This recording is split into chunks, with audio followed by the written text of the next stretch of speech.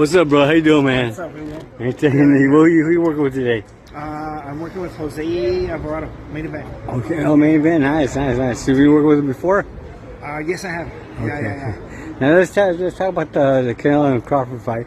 You're involved with it because tell him. That was so. I worked with Brendan Adams. He fought. It was a rematch with Sergey Boachuk.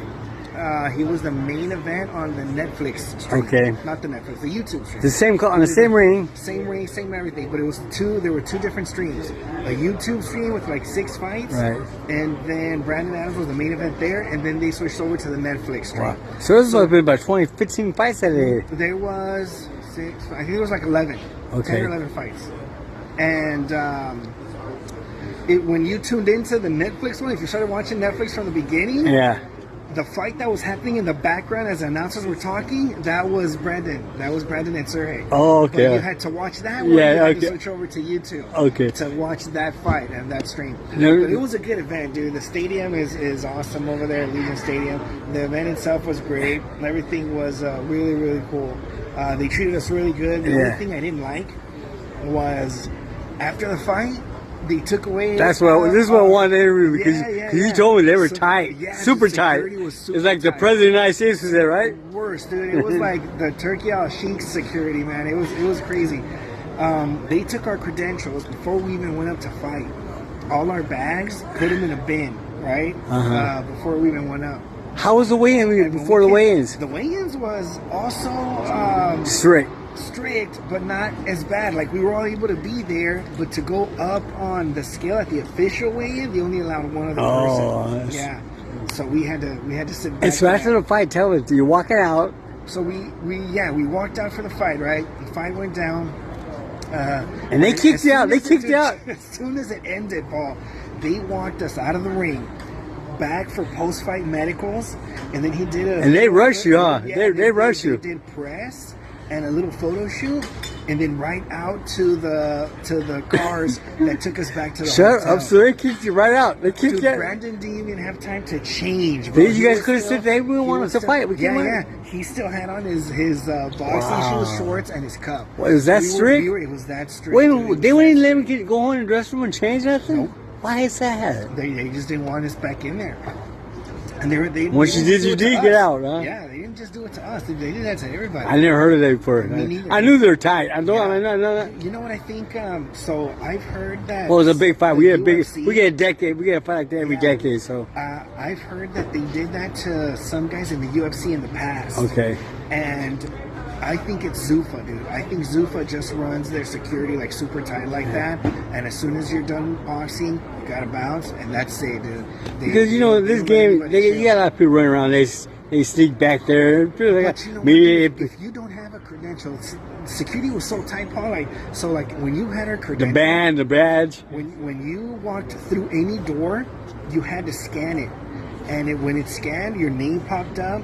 And a picture of you popped up. Shut up.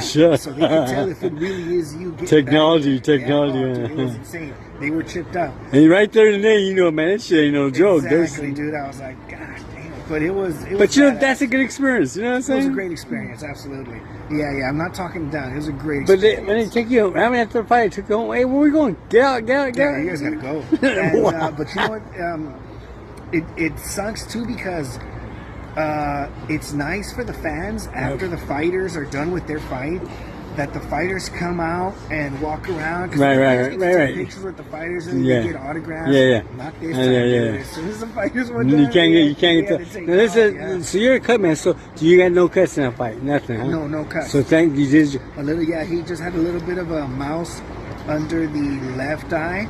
But we were able to keep it under control. Me being a former fighter, me knowing that a lot of people don't know this, but being a former fighter, knowing that a Cutman can save a fight. Absolutely. People don't know that. A Cutman, he can save the fight last, make it and win the fight. Yeah, definitely. People don't understand that. That's why they got a Cutman, right? Yeah. It's a very important job that not a lot of people, really use. Like I've had fighters tell me, I'll give you a real good example. The night before, one of the guys was fighting. He'd already agreed, to have me in his corner as his Cutman. The next day, he calls me up and says his coach told him to cancel the Cutman. They weren't going to need a Cutman.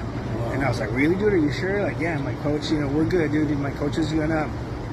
do his best in there, but we don't expect to get cut, and we're gonna be all right. We don't need a cut man. Cool. So I didn't go to the event. My buddy John Michael went to the event. He said, "Hey, that guy that canceled you as his cut man got cut up, and they're taking him out of here in an ambulance, dude." So he got beat up. I was like, "Damn, dude, that sucks." But we tell people, and Marky told me this, and it's a perfect example. A cut man in your corner is like car insurance. No one ever expects to need it, you know? Right. But the instant you get in an accident, you have car insurance. Thank God we got insurance. Yeah. That's what the cut Thank man God we is. got a cut man. No one ever expects. And thank God we got a good cut man too. You gotta be a good cut man too, right? Exactly. Not just a regular cut man. Not just somebody that thinks they can Because do it. my insurance ain't the best insurance. I got general insurance. Oh, yeah, so you need a good insurance. You gotta have a good Triple A. cut man. Yeah, definitely.